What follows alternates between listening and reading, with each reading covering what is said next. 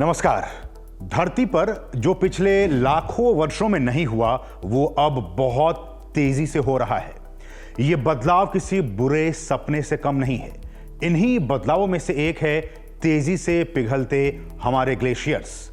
एक वैज्ञानिक रिसर्च के मुताबिक साल 2000 से 2023 के बीच बर्फ के ये पहाड़ 6,50,000 करोड़ टन बर्फ खो चुके हैं। ये करीब करीब उतना ही है जितनी दुनिया की पूरी आबादी 30 सालों में उपयोग करती। संयुक्त राष्ट्र ने विश्व ग्लेशियर दिवस के मौके पर जारी एक report the United Nations world water development report 2025 mountains and glaciers water towers में यह कहा है कि जलवायु परिवर्तन की वजह से ग्लेशियर बहुत तेजी से पिघल रहे हैं। वहीं विश्व मौसम विज्ञान संगठन यानी WMO ने विश्व ग्लेशियर दिवस के मौके पर कहा कि बीते 6 वर्षों में से 5 वर्षों में ग्लेशियरों का सबसे तेजी से पिघलना रिकॉर्ड स्तर पर देखा गया है। साइंस स्पार्क के आज के एपिसोड में हम इस बात को जानने की कोशिश करेंगे कि आखिर ग्लेशियर्स क्या होते हैं, ये कैसे बनते हैं, ग्लेशियरों के पिघलने के कारण, उनसे होने वाले नुकसान और इनको बचाने के उपायों पर करेंगे विस्तार से चर्चा।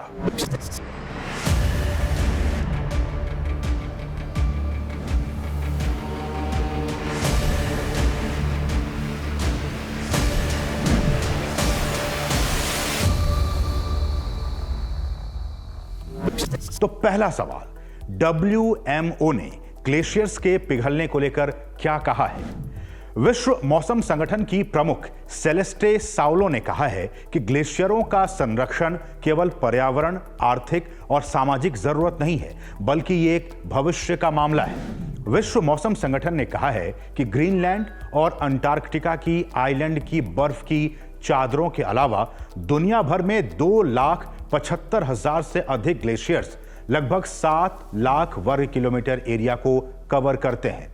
लेकिन जलवायु परिवर्तन के कारण ग्लेशियर्स अब तेजी से मेल्ट होते जा रहे हैं। WMO ने कहा है कि अब तक कुल मिलाकर 450 अरब टन ग्लेशियर्स का नुकसान हो चुका है। WMO ने यह भी कहा है कि बर्फ की चादरों के साथ मिलकर ग्लेशियर दुनिया के लगभग 70% पीने के पानी का सोर्स बनाते हैं, जिनमें ऊंचे पर्वतीय क्षेत्र, जिसे वाटर टावर कहते हैं, उसकी तरह काम करते हैं। अगर वो गायब हो जाते हैं तो इससे नीचे की ओर रहने वाले लाखों लोगों के लिए पानी की आपूर्ति का खतरा हो सकता है। अब दूसरा सवाल कि क्या होते हैं ग्लेशियर्स? तो ग्लेशियर बर्फ का बहुत बड़ा हिस्सा होता है जिसे हिमखंड भी कहते हैं। ये अक्सर नदी की तरह दिखते हैं और बहुत धीमी गति से बहते रहते हैं। ग्लेशियरों के बनने में कई साल लगते हैं। ये ऐसी जगहों पर बनते हैं जहां बर्फ गिरती है मगर गल नहीं पाती, मेल्ट नहीं हो पाती। ये बर्फ धीरे धीरे ठोस होती जाती है। अमेरिका स्थित national snow and ice data centre के मुताबिक अभी दुनिया के कुल भूमि क्षेत्र के 10% हिस्सों पर ही ग्लेशियर है। माना जाता है कि ये ग्लेशियर आखिरी आइस एज के बचे अवशेष हैं, जब धरती की कुल भूमि का 32% और समुद्र का 30% हिस्सा बर्फ से ढका था। ग्लेशियर पृथ्वी और हमारे महासागरों पर एक सुरक्षा कवच की तरह काम करती हैं। ये चमकीले सफेद बर्फ अतिरिक्त गर्मी को वापस अंतरिक्ष में परावर्तित करते हैं और पृथ्वी को कूल रखते हैं। दुनिया भर में ग्लेशियर कई 100 से लेकर कई हजार साल पुराने हो सकते हैं और ये इस बात का वैज्ञानिक रिकॉर्ड देते हैं कि समय के साथ जलवायु में किस तरह का बदलाव आया है। अब तीसरा सवाल कि ग्लेशियर क्यों पिघल रहे हैं, क्यों मेल्ट हो रहे हैं?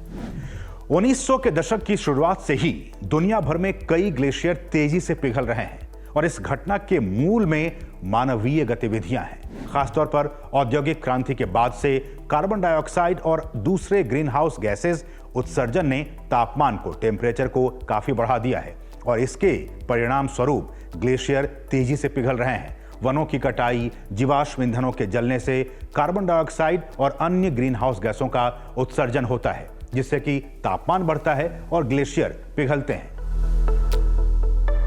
ग्लेशियर एक लार्ज आइस मास है, क्रिस्टलाइन आइस मास।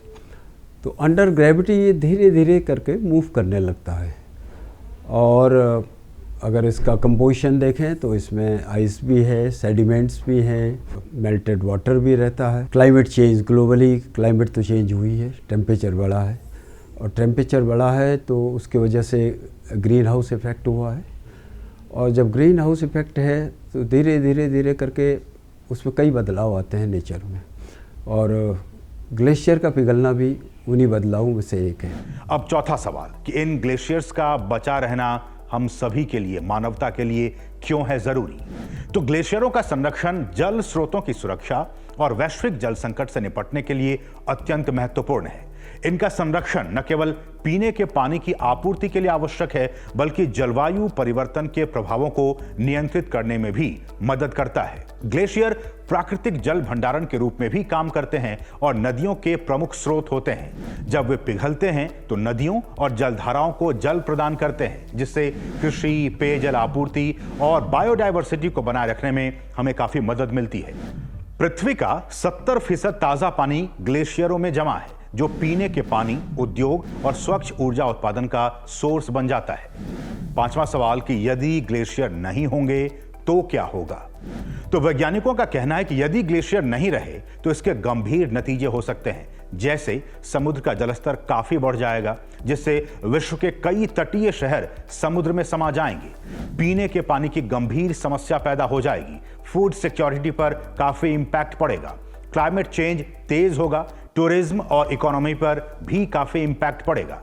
कुल मिलाकर इसके भयावह नतीजे हो सकते हैं। अगर ये ग्लेशियर ख़त्म हो जाते हैं, इन केस हम एक बात करते हैं कि माना ग्लेशियर नहीं हो, तो ये जितनी हमारी नदियां हैं, चाहे गंगा हो, यमुना हो, पिंडर हो, ये सब जीवनदायिनी एक ग्लेशियर से ही निकलती हैं। ग्लेशियर मेल्ट हो गए, धीरे धीरे जो पानी आता है वो घाटियों से बहता हुआ फिर हमारे पेनिनसुलर इंडिया में आता है, और यहाँ जितने खेत खलिहान हैं ये सब उसी पानी की बदौलत हैं। अगर माना ग्लेशियर ही नहीं होंगे तो फिर एक बरसात पे ही जो स्नो, दो तरह की नदियाँ हैं, एक है स्नो फेड जो ग्लेशियर से निकलती हैं, और दूसरा है रेन फेड। तो सिर्फ बरसात वाली नदियाँ ही आपके पास बच जाएंगी, बाकी स्नो फेड रिवर जो थ्रू आउट द एयर पूरे साल भर जो नदियाँ आपको पानी देती हैं वो नदियाँ लुप्त हो जाएंगी। छठा सवाल, भारत पर, इंडिया पर इसका क्या प्रभाव पड़ेगा? तो विश्व के तमाम विशेषज्ञ मानते हैं कि यह संकट सबसे अधिक दक्षिण एशिया पर ही मंडरा रहा है। यहां हिंदुकुश हिमालय के ग्लेशियरों के पिघलने की दर अधिक होने से इससे लाभान्वित हो रहे भारत समेत दक्षिण एशिया की 200 करोड़ की आबादी गंभीर रूप से प्रभावित होगी। दक्षिण एशिया का यह संकट सेंट्रल हिमालय यानी उत्तराखंड के ग्लेशियरों की नासाज सेहत में भी नजर आ रहा है। मिजोरम यूनिवर्सिटी का हाल का एक अध्ययन यह बताता है कि उत्तराखंड में बीते 30 वर्षों यानी 1991 से लेकर 2021 के बीच ग्लेशियरों में बर्फ की मात्रा में 37% यानी 36.75% की कमी पाई गई है। उत्तराखंड या सेंट्रल हिमालय के ग्लेशियर जलवायु परिवर्तन के गंभीर खतरों से जूझ रहे हैं। अब सातवां सवाल, इन ग्लेशियर्स को बचाने के लिए क्या कुछ किया जा सकता है? तो कुछ साल पहले स्विट्जरलैंड में आल्प्स के सबसे पुराने ग्लेशियर को तेजी से पिघलने से रोकने के लिए उन्हें सफेद ब्लैंकेट से यानी कंबल से ढका गया था। वैज्ञानिकों का दावा है कि सफेद कंबल से ढकने के बाद बर्फ के पिघलने की रफ्तार कम हो जाती है। पिछले कई साल से यह तरीका अपनाया जा रहा है, लेकिन दुनिया के सभी ग्लेशियर्स को बचाने का एकमात्र तरीका अगर कुछ है तो वो है कार्बन उत्सर्जन को कम करना और जितना संभव हो सके ग्लोबल वार्मिंग को कम करना। अगर हम अपने जीवन शैली में छोटे छोटे बदलाव करें, मसलन प्लास्टिक का इस्तेमाल कम करें, कार्बन उत्सर्जन पर नियंत्रण करें, पर्वतीय इलाकों में टूरिज्म को, पर्यटन को नियंत्रित करें, तो शायद हम इस संकट को टाल सकते हैं। ग्लेशियरों को बचाने के लिए हमें एक सामूहिक प्रयास करना होगा।